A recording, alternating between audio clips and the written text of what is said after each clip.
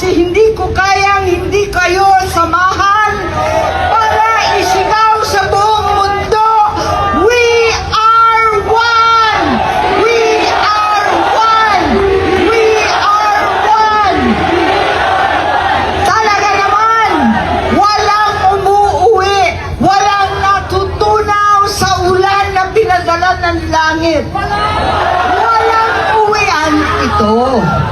Kasuklam-suklam ang gobyernong manhid at walang pakialam sa hirap ng ating mga magsasaka at mangingisda, mga sektor na nagpapakain sa atin na halos walang makain, gutom ang mga pamilya.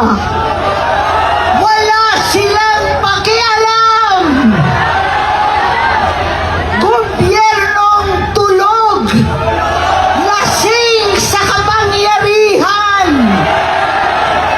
Sadyang pipiliin pa bumiyahe, makihalubilo sa Canada, sa mga dayuhan sa Amerika, habang ang Pilipino ay nagdurusa sa gasulinang hindi abot kaya, pagkain ginintuan at napakahirap na buhay. Wala silang pakialam. Pagkat itong gobyerno ay bangag, walang malay, nagkukunwaring hindi nakikita ang 10 ton na ebidensya, ang dose-dosenang testigo, ang 18 higit pang mga Marines. Itong baha at flood control na lulunod sa atin lahat. Wala silang pakialam.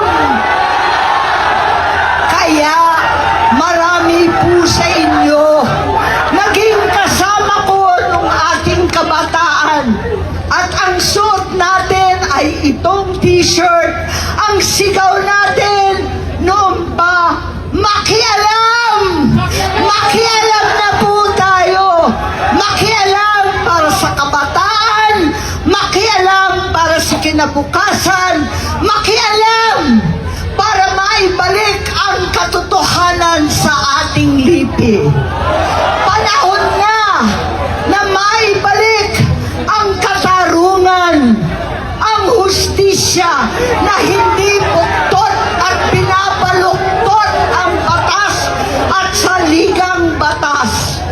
Katarungan na pantay-pantay sa mahirap at mayaman. Katarungan na walang sino-sino, na walang pinipili na kaalyado o kalaban daw. Katarungan na naiiba ngayon para sa senador at sa mga pinsang buo. Katarungan para sa lahat ng Pilipino